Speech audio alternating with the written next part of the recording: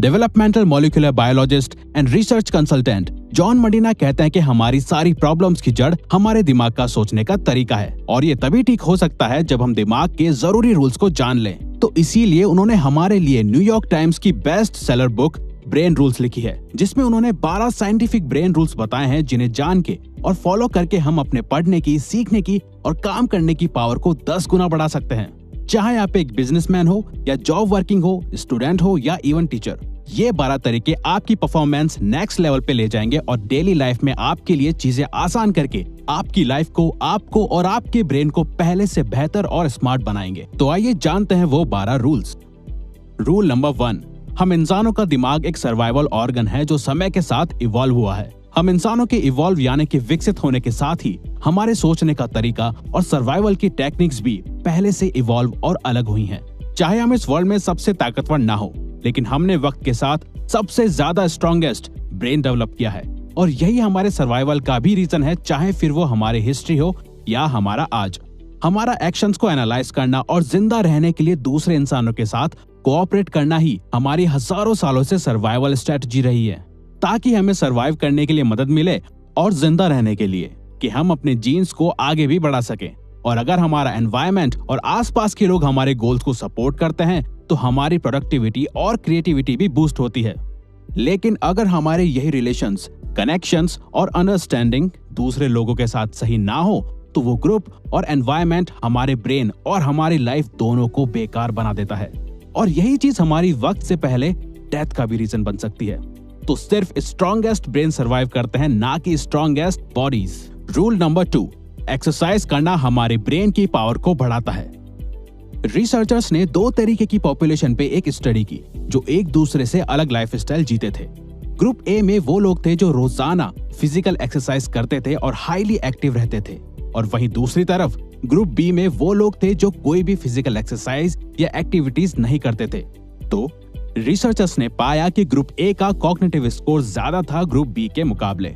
वैसे तो हमारा ब्रेन रोज 19 किलोमीटर चलने के लिए बना है, लेकिन अगर हम हफ्ते में 2 से 3 दिन 30 मिनट भी कोई फिजिकल एक्सरसाइज करें तो हम अपने दिमाग की एनर्जी को बढ़ा के सोचने और सीखने की पावर को बढ़ा सकते हैं, क्योंकि एक्सरसाइज ब्रेन में ब्लड पहुंचाती है और फिर वही ब्लड एनर्जी ग्लूकोज की मदद से ब्रेन में टॉक्सिक सेल्स को खत्म करती है, ताकि ऑक्सीजन का फ्लो हमारे ब्रेन से ब्रेन फॉग और थिंकिंग ब्लॉक क्लियर कर सके। साथ ही ब्रेन में ज्यादा न्यूरॉन्स पहुंच सके और वो न्यूरॉन्स हमारी क्रिएटिविटी और मेंटल शार्पनेस को बढ़ा सके। रूल नंबर 3, अच्छी नींद हमारी सोच को सही और प्रोडक्टिव बनाती है। प्रॉपर स्लीप ना मिलने के कारण ब्रेन हमारी फोकस करने की power, brain functions, memory, mood और इवन लॉजिकल थिंकिंग को भी वक्त के साथ डैमेज करता जाता है। एक स्टडी में ये तक पता चला कि सिर्फ 26 मिनट स्लीप नैप लेने से नासा के पायलट्स की परफॉर्मेंस 34% तक बढ़ गई थी। तो अगर आप भी दिन भर थका हुआ फील करते हो या दोपहर में आपके सोने का मन करता है तो ये कॉमन है, क्योंकि दोपहर 3 बजे के आसपास दिमाग में बायोकेमिकल्स के बीच एक जंग चल रही होती है, जिसमें एक तरफ जगे रहने की कोशिश होती है तो दूसरी तरफ सोने का मन करता है। तो उस वक्त अगर पॉसिबल हो तो हमें कुछ देर की झपकी जरूर लेनी चाहिए। डॉक्टर मरीना का कहना है कि असल में हमारा ब्रेन सोने के दौरान भी रेस्ट नहीं कर रहा होता, वो दिन भर की इंफॉर्मेशन को प्रोसेस और चीजें लर्न कर रहा होता है। लेकिन हमारे लिए प्रॉपर स्लीप और नैप्स लेना बहुत जरूरी है एक प्रोडक्टिव माइंड के लिए। रूल नंबर 4, हमेशा चिंता करना हमारी लर्निंग एबिलिटी और दिमाग दोनों को डैमेज करता है। हमारा ब्रेन लगभग सिर्फ 30 सेकंड्स तक चलने वाले स्ट्रेस से निपटने के लिए ही बना है, ज्यादा लंबे समय तक रहने वाले स्ट्रेस के लिए नहीं, क्योंकि ज्यादा स्ट्रेस लेना हमारे ब्रेन की ब्लड वेसल्स को खराब कर देता है और इसके कारण हमें हार्ट अटैक भी आ सकता है। अगर आपको घर में, क्लास में या जॉब में आपको रोजाना काफी ज्यादा स्ट्रेस एक्सपीरियंस करना पड़ता है तो यही स्ट्रेस आपके लाइफ में सक्सेसफुल होने के चांसेस को भी इफेक्ट करता है। मतलब अगर आपके घर का एनवायरनमेंट ठीक नहीं है तो उसका स्ट्रेस आपकी जॉब में या क्लास में आपको परेशान करेगा और आपकी परफॉर्मेंस और प्रोडक्टिविटी को खराब करेगा, क्योंकि ज्यादा स्ट्रेस से कोर्टिसोल बढ़ने के कारण हिप्पोकैम्पस में सेल्स डैमेज होने लग जाते हैं और हमारे ठीक से सोचने और याद करने की एबिलिटी कमजोर होने लग जाती है।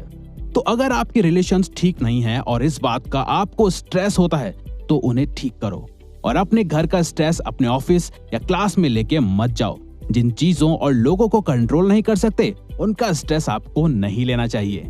रूल नंबर 5, हर दिमाग डिफरेंटली वायर्ड होता है। हमें स्कूल में बताया गया था कि हम इंसानों का ब्रेन एक जैसा होता है, लेकिन ये इन्फॉर्मेशन गलत है। काफी रिसर्च के बाद साइंटिस्ट ने बताया कि हर इंसान की ब्रेन की वायरिंग अलग होती है। हम अपने ब्रेन को डेवलप तो कर सकते हैं, लेकिन हमारा ब्रेन किसी और की तरह बिल्कुल सेम नहीं हो सकता, यहाँ तक कि दो जुड़वा बच्चों का भी नहीं। डिफरेंट ब्रेन वायरिंग को हमारा एजुकेशन सिस्टम इग्नोर करता है ग्रेड सिस्टम के थ्रू, जहां हमारे इंटेलिजेंस को हमारे टेस्ट और एग्जाम्स के मार्क्स एंड परसेंटेज से नापा जाता है, जबकि हर स्टूडेंट का, एम्प्लॉय का या कस्टमर का ब्रेन डिफरेंटली वायर्ड होता है। जिस वजह से businesses like Amazon world wide करोड़ों लोगों की इंफॉर्मेशन और इंटरेस्ट जान के सक्सेसफुल कंपनी बनी है। तभी अगर हम सिर्फ एक बार किसी प्रोडक्ट को Amazon या कोई और साइट में सिर्फ देखते हैं, तो फिर वो प्रोडक्ट हमारे सारे सोशल मीडिया प्लेटफॉर्म में हमें दिखाई देता है। रूल नंबर 6, हम इंसान बोरिंग चीजों पे ध्यान नहीं देते। हम सिर्फ उन्हीं चीजों पे ध्यान देते हैं जिनके पीछे हमारा इंटरेस्ट, प्रॉफिट, इमोशन या कल्चर जुड़ा हुआ हो। इस बात से फर्क नहीं पड़ता कि आप कौन हो, आपका ब्रेन कॉन्शियसली या सबकॉन्शियसली इन क्वेश्चंस पे फोकस करता है। जैसे, क्या मैं ये खा सकता हूँ? क्या ये मुझे खा सकता है?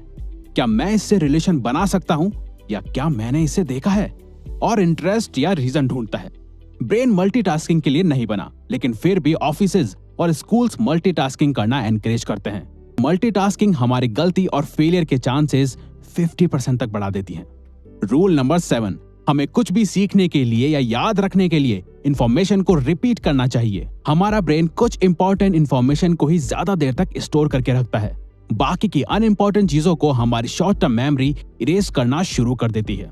तभी विजन बोर्ड, रिटन गोल्स या रिमाइंडर्स जरूरी है हमारे ब्रेन को याद दिलाने के लिए कि ये इन्फॉर्मेशन इंपॉर्टेंट है। अगर आपको किसी चीज को याद करना है या किसी चीज को सीख के उसमें बेस्ट बनना है, तो आप उस चीज को हर कुछ देर बाद रिपीट करो, जिससे कि प्रैक्टिस हो सके और बार बार एक ही चीज पे ध्यान रखा जा सके।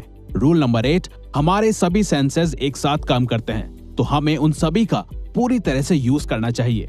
हमारी स्मेल करने की सेंसेस ही बटरी पॉपकॉर्न से सीधा हमें मूवी थिएटर की याद दिलाती है, या बारिश और फूलों की खुशबू हमें किसी पर्सन, सिचुएशन और जगह की याद दिलाती है।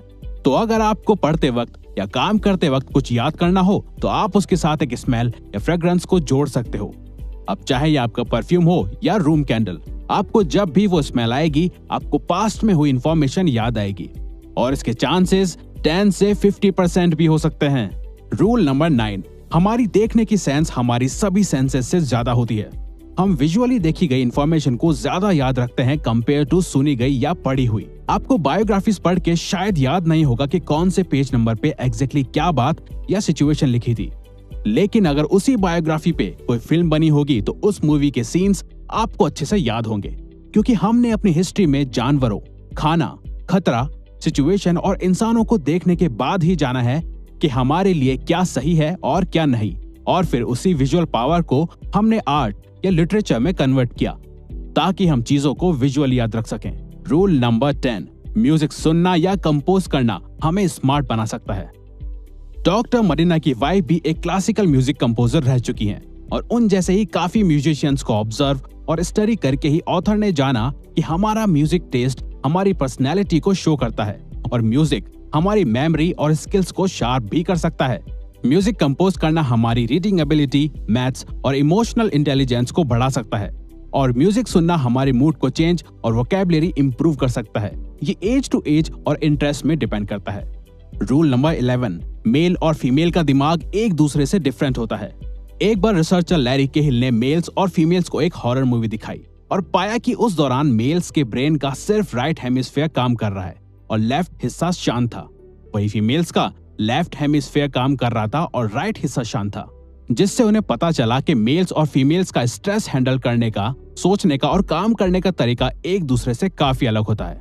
और ऐसी ही काफी केस स्टडीज करने के बाद मेंटल हेल्थ प्रोफेशनल्स को पता चला कि फीमेल्स मेल से ज्यादा डिप्रेस्ड होती हैं और नर्वस हो जाती हैं, और प्यूबर्टी के दौरान वो काफी एंजाइटी भी फील करती हैं। वहीं लड़के प्यूबर्टी के दौरान एंटी सोशल हो जाते हैं। मेल्स और फीमेल्स का इमोशंस को हैंडल करने का तरीका भी एक दूसरे से काफी अलग होता है।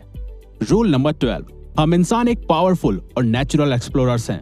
हमेशा कुछ नया एक्सप्लोर करने का डिजायर हमें कभी भी अकेला नहीं छोड़ता, लेकिन हम ज्यादातर अपनी क्लासेस या ऑफिस के क्यूबिकल में ही फंसे रहते हैं, जबकि हम ह्यूमंस नई चीजें एक्सप्लोर करने के लिए और सीखने के लिए बने हैं।